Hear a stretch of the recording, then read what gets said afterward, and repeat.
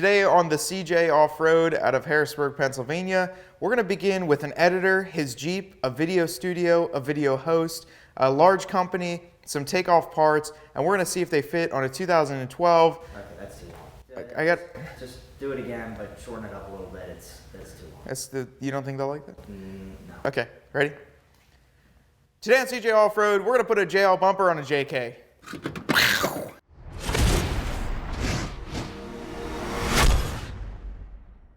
So this JL bumper features 2,000 miles of easy use on our Turbo Mojito JL. We took our Jeep out to Fishbone Off-Road, got a new bumper on there, and we couldn't fit this in the back of our Jeep, so they said, we'll ship it to you. And now we have it, and I'm sitting here thinking this is a brand new part, and it's just our old used bumper that we got in the mail. But I want to see if it fits on a Gecko Green JK, because I think it will. All the bolts look the same on the back. So we're gonna start measuring, doing all those scientific equations that we normally do here at CJ's to get the parts fitted, so you know how to do it. Scientific equations for the bumper. Okay, JL minus B squared. B squared, that's a lowercase b, which would lead to JLB equals B equals bumper. Aha, I've got it. We're gonna throw it on this 2012, make it look just excellent. It's gonna look so much better than that dingy crap plastic bumper that's been on there for 6 years. I've been cruising down the beach, all sorts of just sun damage on it. So we're gonna ditch that, throw this on, let's do it.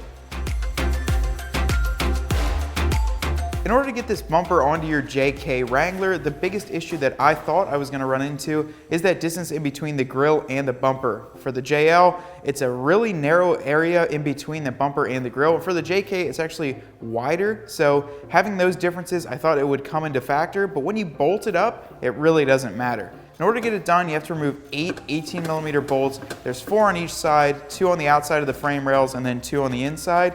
Now, to get that done a little bit easier, there's a little trim panel to remove right on the front there. So there's 2 push pins. You pop that out and then slide it to the left and or the right, so that way you can access those bolts. This is just a little tip that I've learned over a period of time working on these JKs to get the factory bumper removed.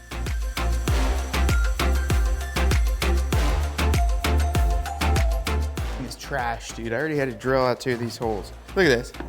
I had to drill out the inside of it. Look at that. That's stock junk. Now let's see if we can yank this out. Get it going quicker than my second marriage.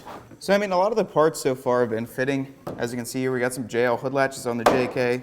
I don't know if the flares are gonna fit, but I'm assuming as soon as we get an aftermarket set, we're gonna try that with our factory flares on this JK because they have such a nice front marker and that. But a lot of these parts are fitting so far, so pretty cool.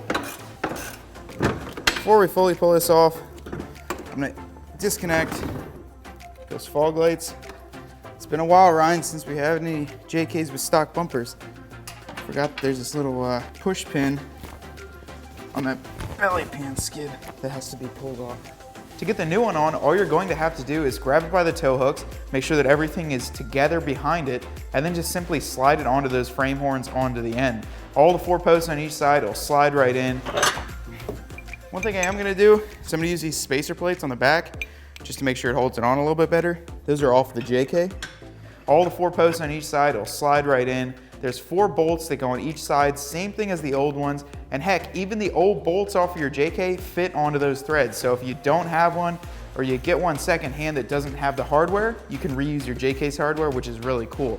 Overall, getting it bolted on takes about, I'd say 10 minutes, and you use the exact same tool that you use to pull the JKs off to get the JL on, and it's gonna look absolutely awesome. All right guys, check it out. A JL bumper onto our 2012 JK. They fit perfectly fine. No issues whatsoever getting them on. You even use all the bolts and hardware that came with the JL. You can use the backing plates that came on the JK. Now, if you're looking for an upgraded over this plastic one, we offer the Mopar steel front bumper for the Rubicons here for the JL. You could put that on your JK Wrangler, make it look really nice, and includes those LED fog lights. Now we're gonna put some custom fog lights in here now. However, we've already ripped them out of this factory JL bumper, so there's none in there. Wiring will be super simple. We'll just connect it up and make it work with our JK. Now you can find any parts for your JL or JK Wrangler that we talked about today, except for this bumper, since they're plastic and They're pretty cheap, however, you might be able to find a takeoff online. Now check us out on cjponyparts.com, and for all your other off-road content, be sure to like and subscribe our YouTube page.